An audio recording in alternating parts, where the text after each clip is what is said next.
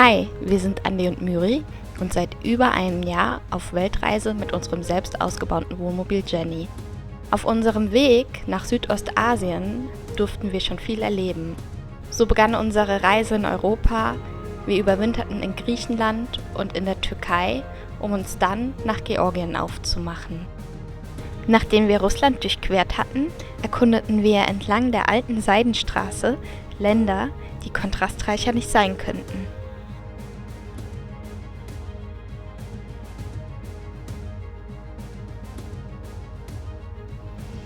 In der gesamten Zeit durften wir Höhen erleben und Tiefen meistern. Wir tauchten in Kulturen ein und lernten liebenswerte Menschen kennen, gewannen neue Freunde und hatten die schönsten Erlebnisse unseres Lebens.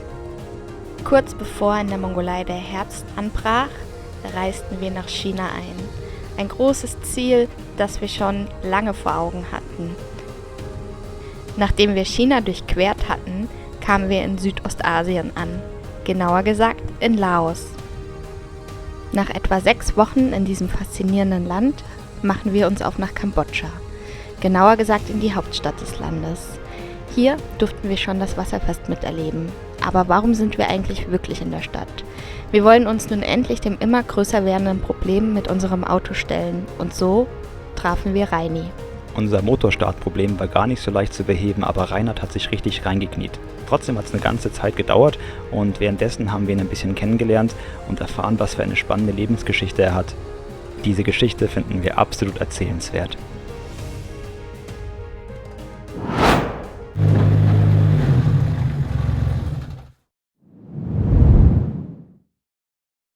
Hallo und Suothley aus Kambodscha. Weil wir ja mit großen Startschwierigkeiten unseres Motors bereits nach Kambodscha eingereist waren, habe ich einfach die Google-Suche bedient und einen deutschsprachigen Mechaniker in Phnom Penh gefunden, nämlich Reinhard. Und dann war es endlich soweit, wir haben uns getroffen und haben philosophiert, was das Problem sein könnte, ein paar Sachen ausprobiert und letztendlich entschlossen, einen Rücklauftest der Injektoren zu machen. Reinhard erklärt jetzt, wie das funktioniert.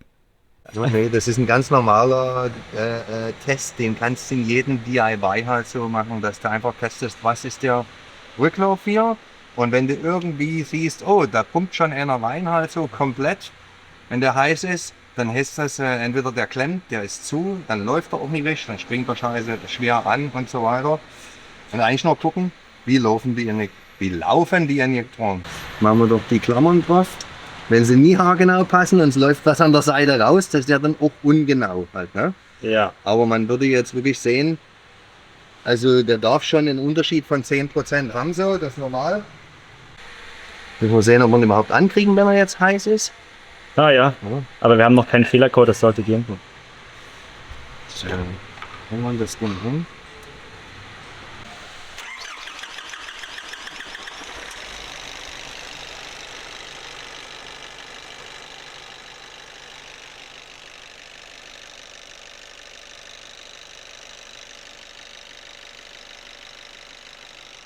Oh.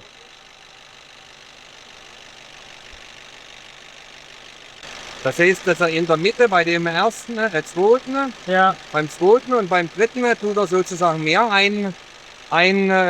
spritzen und hier eben weniger. Ja. Und das geht mir zu schnell hier. Dass das jetzt die normale Einfüllmenge ist, Ja. ne? Und er hier normal einfüllt, die erste und vierte, und am zweiten und am dritten, ne, zu viel einfüllt. Oder dass es kommt mir eher vor, das ist die normale Einfüllmenge, ne, Einspritzmenge, und das ist zu wenig. Ne, dass er auf den ersten und am vierten halt so. Quite a common test that you'll do on common rail diesels is the ejector return leak test. So in this case we've got a ZD30. Das heißt, dass die vielleicht nie richtig einspritzen, dass ja die Rückfüllmenge, Rückflowmenge, ne, und dass die richtig einspritzen halt so. Bevor die Injektoren ausgebaut werden, hier noch ein kurzer Einschub. Wir haben ziemlich viel wunderschöne Zeit mit Reinhard verbracht und genau deswegen wollen wir ihn einmal genauer vorstellen. Also pass auf, es fing so an, dass ich in 2002 bin ich lange Geschichte. In 2002 bin ich zum Snowboarden gewesen in Frankreich habe mir dort am zweiten Tag, am 31. Dezember 2002, einen Fuß gebrochen und habe danach mit dem Gips 6 Wochen auf dem Bett gelegen, die Decke angeschaut und nach den 6 Wochen habe ich gesagt, brauchst erst mal Urlaub so. Und dann habe ich mich mit meinem Vater so unterhalten und der meinte, Reinhard, mein Junge, pass auf, für dein Taschengeld, für dein Geld, was du hast, halt so, da wird wohl nur Asien sein. So, ne? Dann habe ich gesagt, okay, Asien klingt gut. Und er meinte, er war schon ein paar Mal auch zu Kommunistenzeiten halt so im Osten, war auch damals schon in Vietnam. Und da habe ich gesagt, dann machen wir mal Vietnam. Schauen wir uns das an. Klingt interessant, asiatisch so. Dann habe ich mich mit einem Freund zusammengetan, mit dem Martin. Und wir haben gesagt, okay, los, lass uns auf die Reise gehen. Dann haben wir uns ein Flugticket gekauft, Ende Januar 2003 und sind 4 Wochen auf Reisen gegangen. Und da ist eine lustige Geschichte, dass wir uns mit einem Freund unterhalten hatten, dem Patti. Und der sagte, ja, ich bin in Kambodscha unterwegs und so. Nach Vietnam werde ich es nicht schaffen, aber erzähl mal dann so. Ne? Aber wie es so will, Backpacker damals mit dem Rucksack für 4 Wochen, haben wir uns gesagt, saßen wir in Hoi An auf der Straße und haben auf einmal lief uns Patti über den Weg. Und dann haben wir uns mit dem zusammengesetzt und dann hat er uns erzählt, machen wir nicht so laut, hat er gesagt, ich war in Kambodscha Motorrad fahren. Es war richtig cool und so und das sollst du auch mal machen. Und da habe ich gesagt, Mensch, ich habe keinen Führerschein für Motorrad, war ich zu faul zu machen, wollte immer Motorrad fahren. Mein Vater hat es aber nie unterstützt, so. Ohne Pleppen halt Motorrad zu fahren. Ja. Und dann habe ich mir gesagt, Mensch, da gehst du jetzt dahin, in 3-4 Monaten. Ich habe damals Messebau gemacht und so weiter. Da war jetzt ein Komma dazwischen, sollte ein Freisätze sein. Messebau gemacht, hatte eigentlich gut Zeit, habe immer saisonweise mein Geld verdient so. Und habe ich mir mit dem Ticket gekauft und dann bin ich alleine los.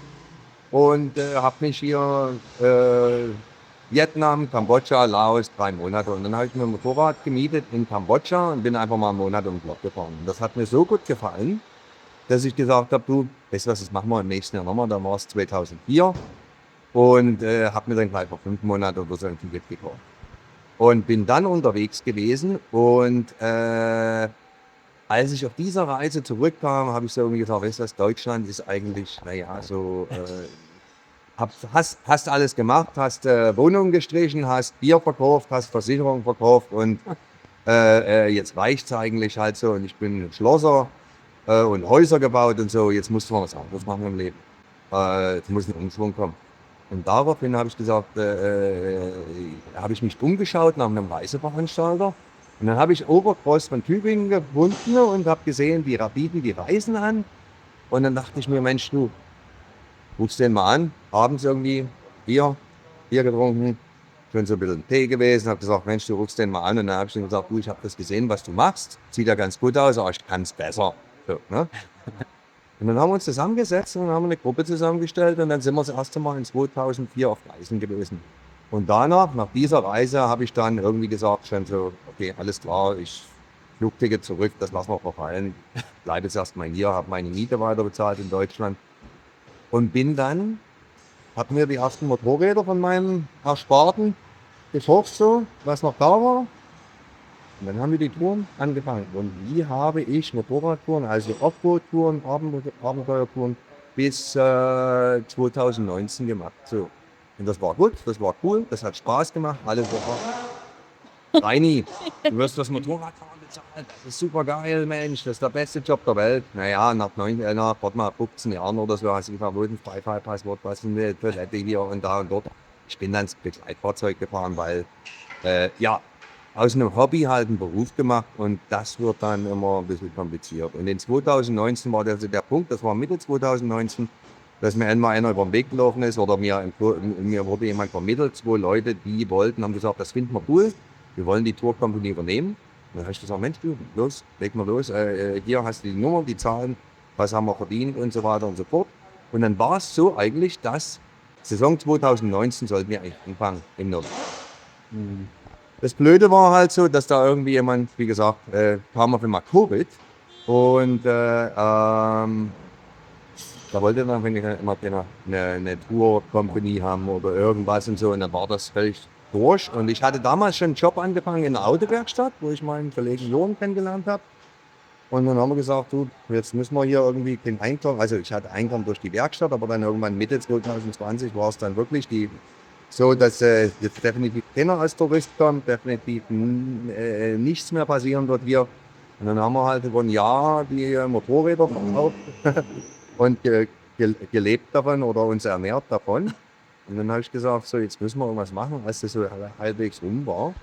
Und dann bin ich auf Johann gekommen und habe gesagt, du pass mal auf, du hast hier eine Werkstatt gemietet. Der hatte auch in der anderen Werkstatt aufgehört. Ich habe aufgehört während Covid, die Bude hat zugemacht. Und dann habe ich gesagt, du pass mal auf, du hast ja hier die Werkstatt, ist doch viel zu groß für dich. So, lass es, hast du nie Lust, wollen wir es nie zusammen machen. So. Und dann hat er gesagt, klar und so, ne, nie viele Autos drin gehabt und so. Und dann habe ich mich mit ihm zusammengetan, erstmal noch als einen dritten Teilhaber, auch ein Deutscher. Da haben wir uns aber getrennt davon und jetzt machen wir eigentlich seit 2000 oder seit Ende 2022 machen wir halt die Werkstatt so zusammen.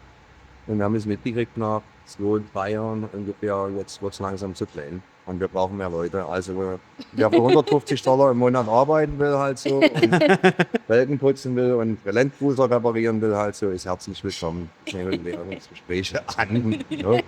Genau, und jetzt machen wir das halt so. Und mein Spezialgebiet sind so Landcruiser, Forerunner, auch ein paar Exoten, mal ein Porsche zwischendrin, mal ein BMW. Mein Partner macht so die ganzen Familienautos, damit wir auch Geld verdienen. Weil Landcruiser und Abenteuerfahrzeuge ist ein Lifestyle, ne? Die sind nie fertig. So, da ist jeden Tag was anderes. Also bei wem nie jeden Tag was anderes ist, bei dem ist alles gut halt so. Ne? Genau, also ein platter Reifen oder irgend sowas spielt, ist kein Totalschaden. So, ne? Injektoren sind wirklich. Genau. Sind wir ja alle schon durch. So sieht's aus, so machen wir das seit 3 Jahren. So. Wir haben auch noch Pläne halt so, das alles ein bisschen zu erweitern und darum auch bis weiter so. Genau. Das ist es.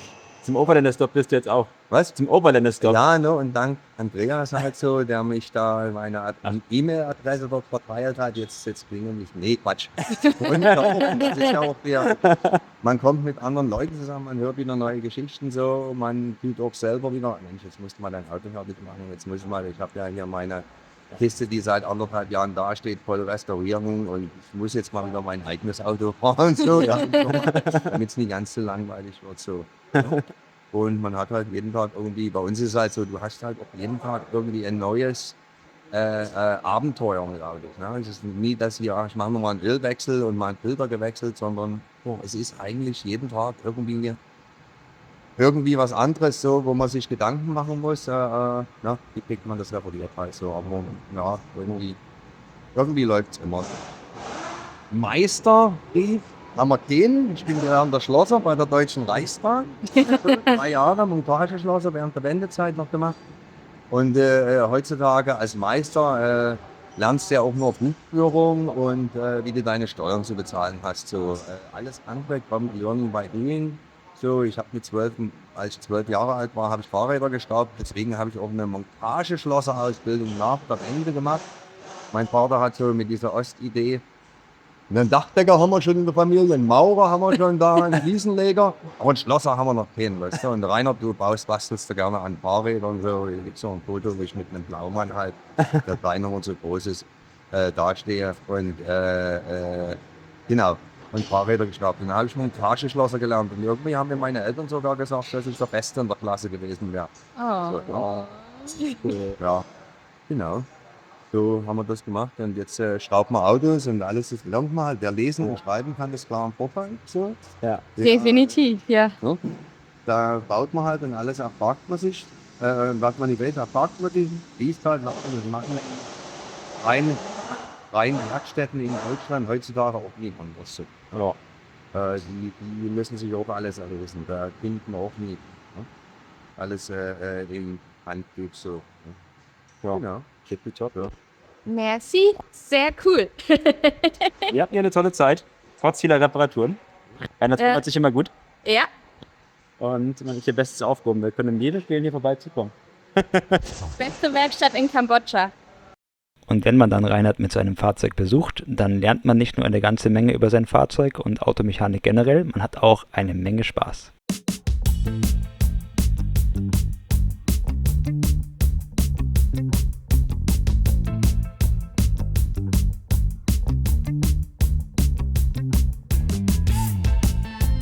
Sesam, öffne dich. Ohne Dampf gehen kann. Dann ist da irgendwie der Wurm drin.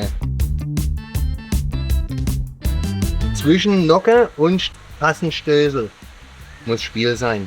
Der Hersteller wird sagen, sie müssen jetzt das ganze Gehäuse hier wechseln. Müssen wir nur noch hier die Injektoren abmachen. Machen wir erstmal eine Mittagspause. Ich bin Sachse. Für Laufen. Müssen wir alle noch eine Sprachschule machen bei mir hier in Kambodscha. Das ist ja jetzt nur nie die Nord Stream 2 halt, weißt du? So würde ich mir das erklären. Reindrücken und hoffentlich nie abbrechen. Aber manchmal ist Gewalt auch eine Lösung, ne? Das, oh Scheiße, Mist, Lampe.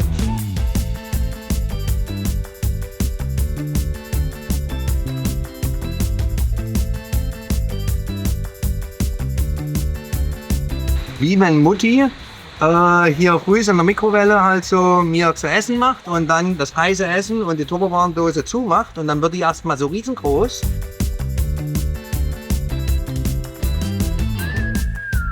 Warum ist denn der dann schmutzig? Gleicher Ohrring, gleiches Dingens. Mir ist auch nicht rausgefallen oder irgendwas beim Blasen jetzt hier. Beim Blasen.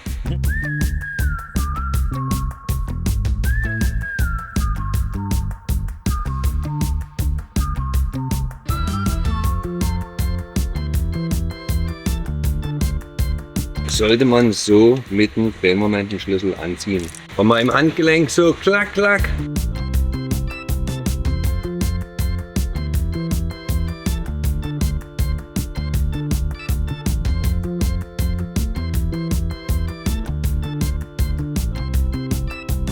Da kann man ganz schnell was verkehrt machen. Scheiße, und das ist ein beschissener Imbus.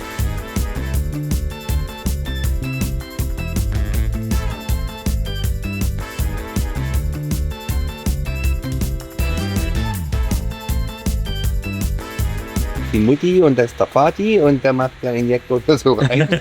Kannst du in Deutschland gar nicht machen. Alte Dieselmotoren so. Ja, aber hier da ist Öl dran. Was sitzt da drinnen? Dann brauchst du so eine Hammer, so eine Dinger. Fürchterliches Bier. Jetzt haben sie nochmal die Rezeptur verändert. Aber ich kann es nicht trinken, immer eiskalt.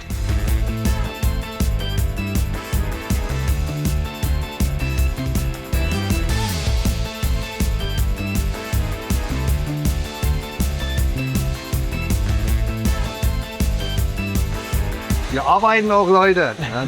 Verschweißt sich mit dem Aluminium und dann hast du ein richtiges Problem.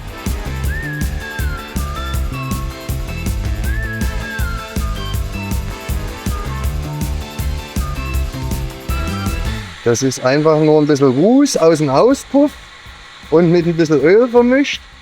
Nicht zu viel und nicht zu wenig. Und dann machen wir hier eine neue Dichtung. So, gucken wir mal. So, passt.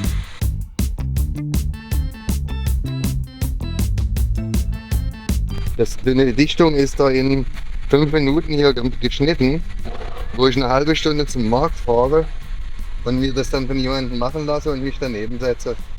Das haben wir hier, AG Handwerken in der Volksrepublik, in der Deutschen Demokratischen Republik haben wir das gelernt. So. Es hat nie geschadet.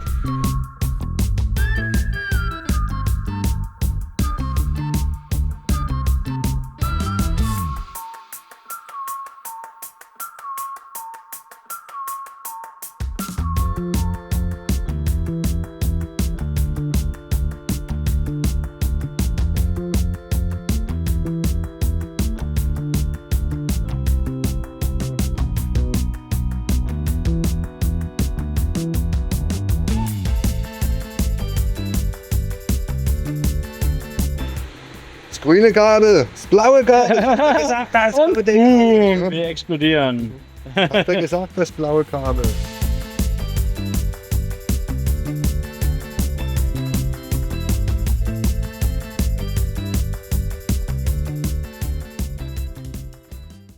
Nach diesem Intermezzo geht es nun zurück zu der Stelle, wo wir den Rücklauftest für die Injektoren gemacht hatten und festgestellt haben, dass die Durchflussmenge viel zu hoch ist. Wir mussten die Injektoren also ausbauen und anschauen. Bei jedem zweiten Auto ist es nach 200.000 Kilometern so. Das kann man auch vermeiden. Aber normalerweise tut man solche Sachen immer nummerieren. Wenn man vor allen Dingen Motoren zerlegt. Ja. An den 12ern und 14ern und sowas rennst du dran vorbei und gehst immer nach 16, 15, 18. Ja. Ne? Alles, was du beim Japaner nie brauchst. Sehr Gibt es gut. bestimmt auch ein SST, Special Service Tool, mit einer Nummer, die 495-18 bla bla bla, wo man hier in die Kerben reingehen kann. Ja. Aber So eine richtige Zange tut's die auf. wollen wir jetzt nie bei Nissan bestellen. Das Schwierigste ist immer nur, die Glückherzen rauszukriegen. Ja. Das ist noch das Schwierigste.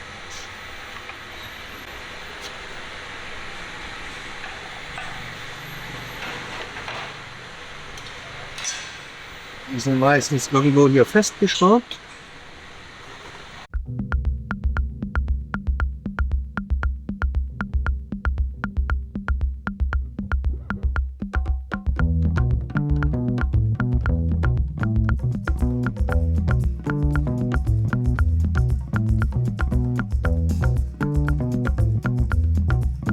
Weil das sind Dichtflächen für den Deckel und wenn man die beschädigt halt so, dann könnte es sein, dass dann oben Ja. Öl rausläuft. Ne, für die Injektoren gibt es eigentlich immer Spezialwerkzeuge. Ich muss mal gucken, ob ich mit meinem persönlichen rankomme, wenn das Ding hier raus ist. Das wäre jetzt das erste Mal, dass ich einen Injektor so rauskriege. Wow. Da ist er. Ja, ist der Gummi ein bisschen hier, das ist normal.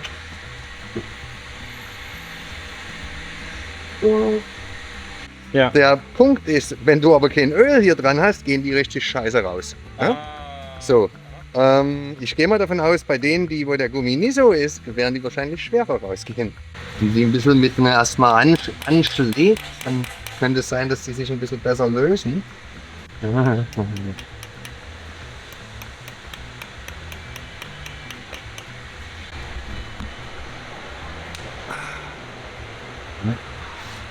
Komisch, da gibt es nämlich auch manchmal verschiedene Größen. Das eine ist ja in dem Kit, das muss nie immer der beste Imbusschlüssel sein. Aber ist auch der Gummi verrutscht, ne? Hä? Die Gummis von allen? Ja, die beim Reinbauen. Beim Reinbauen wahrscheinlich. Ja. Der rutscht nie so von alleine da hoch.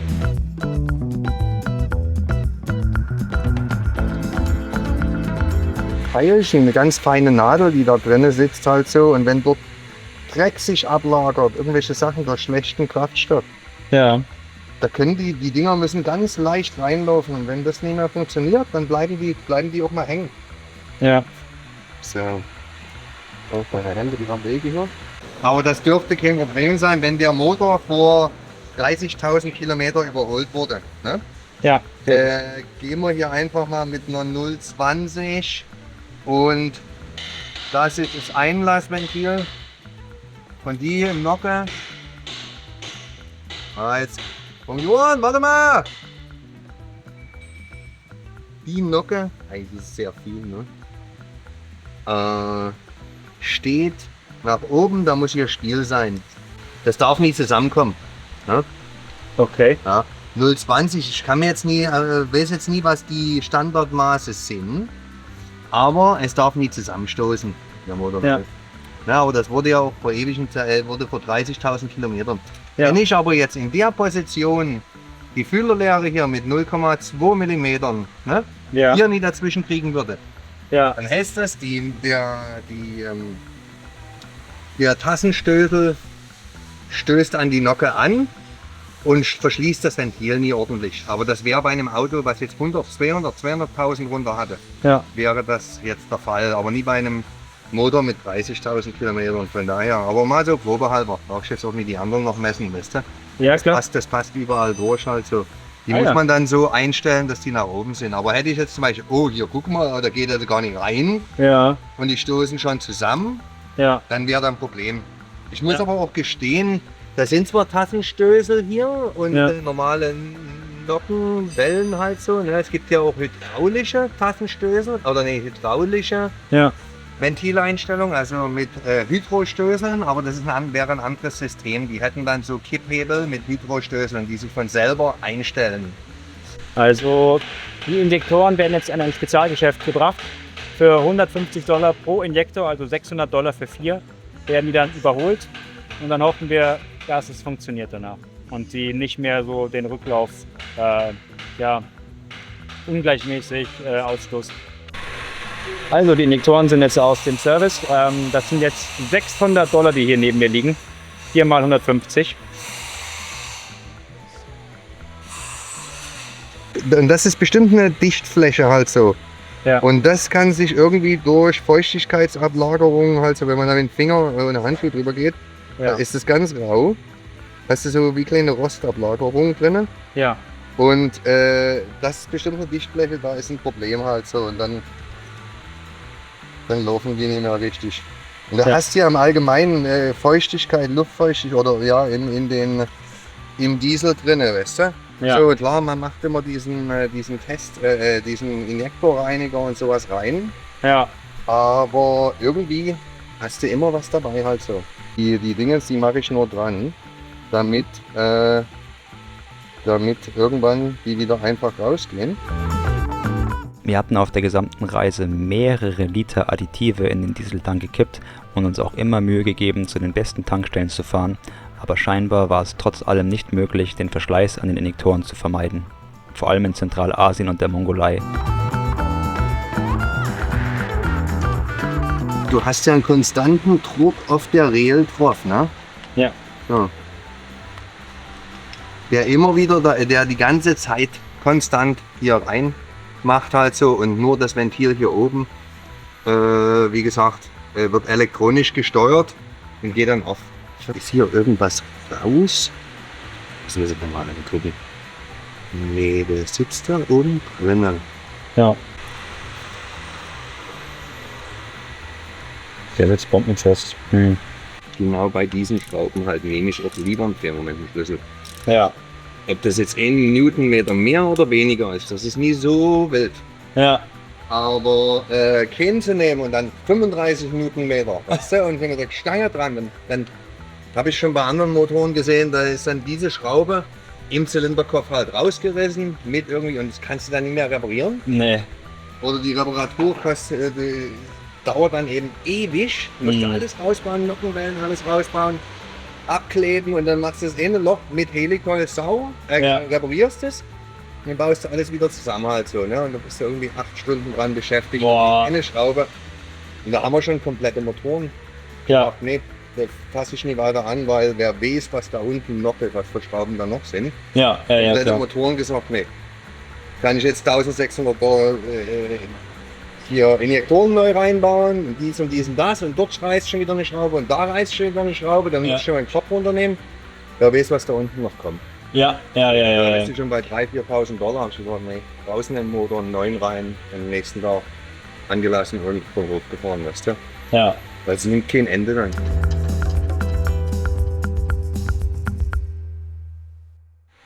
Ich sehe von hier aus jetzt nicht unbedingt. Nee. Das ist alles gut.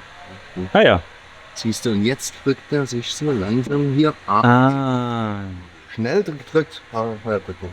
Silikon wird es schon machen, aber. Ach nein, ich habe das ja nie gecheckt, dass ja das Öl einfüllen, das läuft einfach dann da rein, ne? Einfach so oben drauf.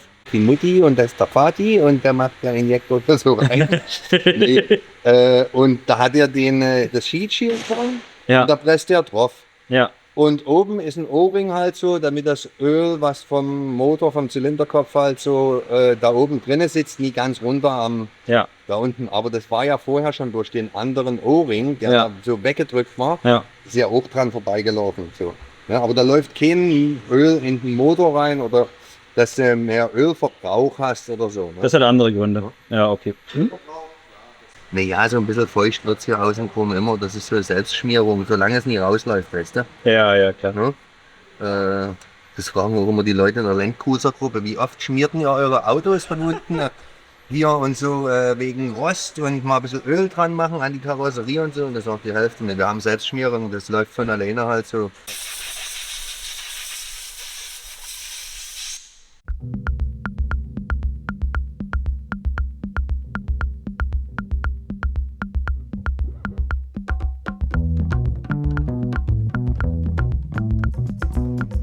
Bin so gespannt wie ein Flitzbogen heute. Ja, ich auch.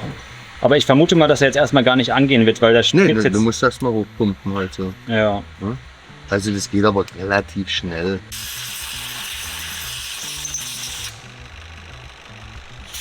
Also, wir haben die Luft auf dem Treibstoffsystem abgelassen und beim zweiten Start des Motors ist er dann angegangen. Ich bin ganz happy, dass er jetzt wieder läuft. Und jetzt müssen wir dann demnächst noch testen, ob er auch, wenn der Motor warm ist, ob er dann immer noch angeht. Weil bisher war es so, der Motor ging nur dann nicht an, als er sehr heiß war. Und das müssen wir jetzt mit einer Probefahrt gleich noch ausprobieren. Aber soweit, so gut. Boah, das war noch schneller, oder? Sie hat mir ziemlich Angst gemacht. Ich hatte noch nie während laufendem Motor die Kappe aufgemacht und gesehen, dass dieser Blow-by, also Druck aus dem Verbrennungsraum, entweicht. Ganz schön Blow-by. Hätte man mal vorher gucken können. Also in der Verbrennungskammer des Motors wird natürlich eine Explosion dauerhaft am Laufen gehalten, um damit die Kolben zu bewegen.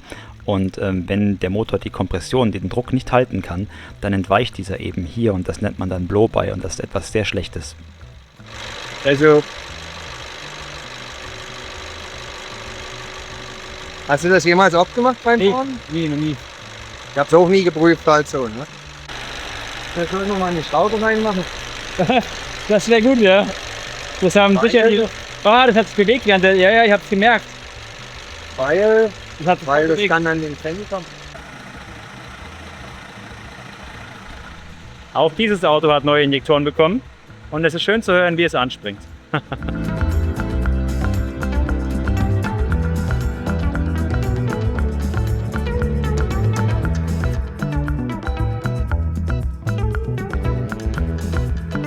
Heute wird die Klimaanlage nochmal angeschaut. Werkstatttag Nummer 3, glaube ich.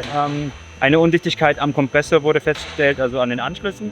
Und ich glaube nicht, dass es das schon war, aber wir machen das jetzt mal. Und dann schauen wir weiter.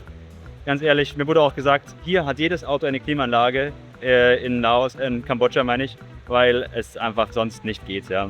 Ich glaube auch während der Regenzeit, wenn es aus Strömen regnet, kannst du halt dein Fenster nicht aufmachen, um dich abzukühlen und dann stirbst du halt im Auto vor Hitze.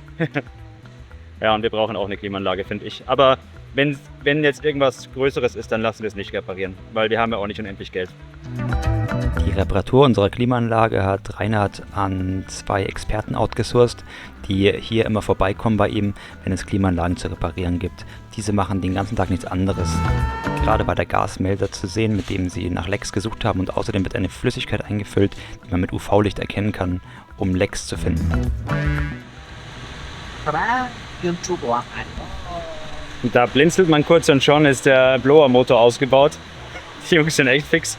Der Stand der Klimaanlage ist aber nicht so gut. Also es wird jetzt geschaut, wo die Undichtigkeiten sind. Es kann noch nicht ausgeschlossen werden, dass es am Evaporator liegt, was ein sehr empfindliches Bauteil ist, was vorne im Fahrerhaus eingebaut ist. Und da kann in dünnem Aluminium sehr leicht mal ein Riss drin sein und das kann auch nicht gelötet werden. Das würde dann nicht lange halten wahrscheinlich. Also wenn der hinüber ist, dann würden wir vermutlich das Projekt Klimaanlage beenden und ohne Klimaanlage weiterfahren. Ja, unglaublich, wie schnell unser Auto zerlegt ist. Alle Plastikabdeckungen sind weg und jetzt kommt man an den Evaporator ran und dann gucken wir mal, wie das Teil aussieht.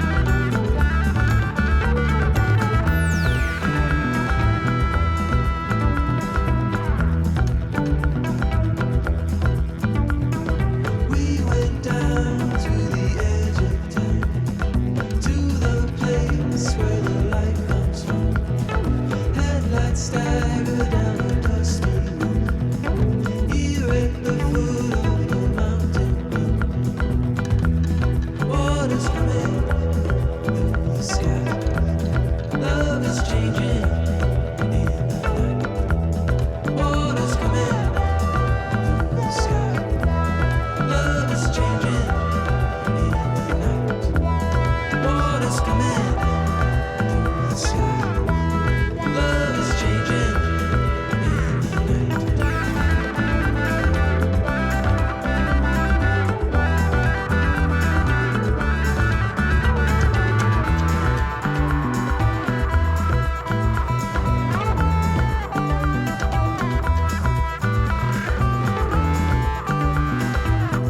Also ich kann es nicht mit ansehen, echt.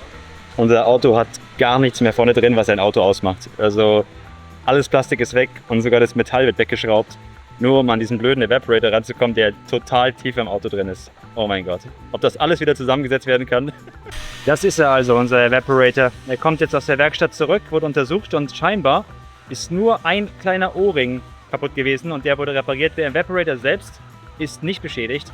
Und das sind richtig gute Neuigkeiten, weil wie gesagt, das wäre Endstation-Klimaanlage gewesen. Und jetzt können wir das Ding wahrscheinlich doch reparieren. So, der Evaporator ist wieder im Auto. Jetzt muss alles wieder eingebaut werden. Ich bin gespannt, ob danach noch irgendwas funktioniert.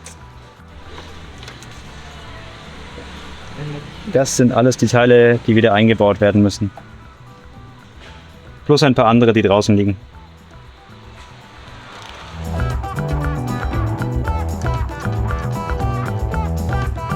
Jetzt wird wieder auf Dichtigkeit getestet. Auf Dichtigkeit getestet. Und wir gucken mal, ob noch irgendwo andere Lecks in der Leitung sind.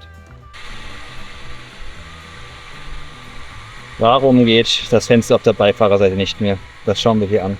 Das hatte ich noch gar nicht erzählt. Als wir ankamen in Phnom Penh ging das Beifahrerfenster nicht, die Klimaanlage auch nicht. Es war wirklich die Hölle zu fahren. Wir haben die Platine hier ein bisschen gereinigt und dann ging es einfach wieder. War einfach Dreck hingekommen wahrscheinlich. Also diese Klimaschläuche waren komplett löchrig und die wurden jetzt erneuert, die beiden Schläuche. Die sind quasi hinterm Kompressor und ja, müssen auch ausgetauscht werden. Wahnsinn, wie viel der kaputt war, wie viel war da Leck, wie viel war kaputt bei dieser Anlage. Jetzt wird wieder Gas eingefüllt. Hoffentlich ist die Anlage jetzt dicht.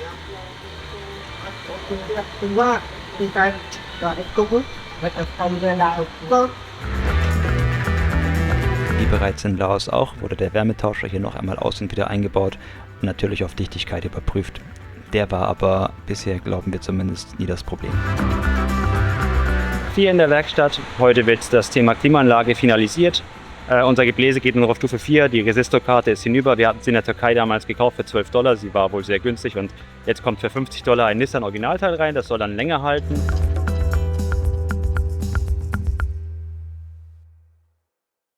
Abschließend wird hier überall nochmal mit Shampoo geschaut, ob es Undichtigkeiten gibt.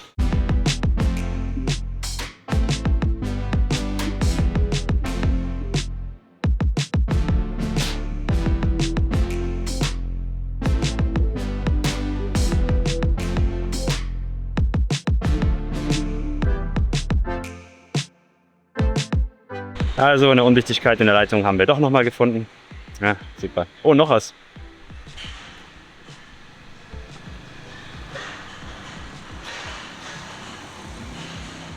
Oh mein Gott. Shit. So, auf die Frage, ob man es reparieren kann, haben wir den Übersetzer benutzt und der ist echt so gut wie immer. So schaut's aus.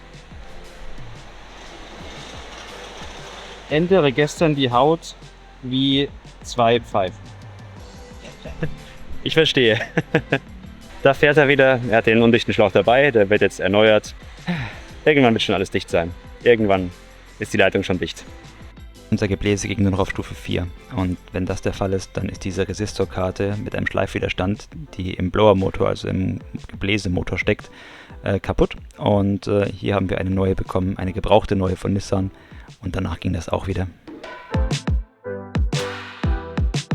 Was die Klimaanlage anging, so hatten die Jungs schon fast alle einzelnen Teile der Anlage in der Hand gehabt. Hier wurde pro forma eben noch einmal das letzte Ventil ausgebaut und gecheckt und neue O-Ringe eingesetzt. Damit hatten die beiden die gesamte Anlage zerlegt und auseinandergenommen und waren sich jetzt ziemlich sicher, dass das Gas, was eingefüllt wird, auch drin bleibt. Die Anlage läuft jetzt und die Luft ist kalt, aber das hatten wir ja schon oft. Die Frage ist einfach nur, ob es länger als einen Tag hält. Dann ging es an den Ölwechsel. Reinhard empfiehlt, lieber öfter einen Ölwechsel zu machen. Also das Wartungsintervall in Europa beträgt 30.000 Kilometer. Auf der Reise haben wir uns an die 15.000 gehalten und Reinhard schlägt sogar noch ein schnelleres Ölwechselintervall von nur 10.000 Kilometern vor. Pro forma haben wir auch den Kraftstofffilter gewechselt. Diese hatten wir übrigens alle aus Deutschland mitgebracht, genauso wie einige Ölfilter und Luftfilter, wobei wir Öl- und Luftfilter tatsächlich auf den Car-Bazars in Zentralasien gefunden haben. Ach ja, weil ich wegen dem Blow-by unseres Motors so besorgt war, hat Reinhard vorgeschlagen, einen Kompressionstest durchzuführen. Wir nehmen jetzt die Glühkerzen raus so und haben eigentlich sozusagen gar keine Kompression auf dem Motor. Dann springt das natürlich auch nie an. Und stecken das Testgerät oder die Testuhr dran an die Glühkerzenöffnung hier sozusagen und messen, was der Druck ist. Und dadurch, dass alle Glühkerzen raus sind, dreht der Motor sich auch einfacher. Ne? Mhm. Genau. Und da kann der einfacher die Kompression messen. Ich bin gespannt. Die müssen wir nochmal abklemmen, dass die eben nicht einspritzen. Bei uns musste die Pumpe also den Strom Ja. von der Pumpe abmachen. Ein Kabel, was ganz versteckt ist. Mhm. Und hier machst du halt alle Injektoren ab. So. Und wenn man das macht, ein bisschen drauf drücken, damit die Spannung von dem Bügel runtergeht und damit man den hier ein bisschen abkriegt und ab. Ne? Ja. Und nicht einfach nur ziehen vorne. Und wenn wir auch irgendwie ein Stück Holz da reinmachen, dass das Gaspedal runter ist, dass die Klappe aufgeht hier, dass der Luft reinzieht. Ja. Und dann lässt du den wirklich drehen, 6 Umdrehungen. Und ich sage dann irgendwann Stopp, Ja. ne? 6 Ja. Umdrehungen und dann Ja. sehe ich hier, okay, wieder weiter hoch. Okay. 6, 7, 8 Umdrehungen, das werden wir rauskriegen. Okay. Ja. Alles klar, machen wir.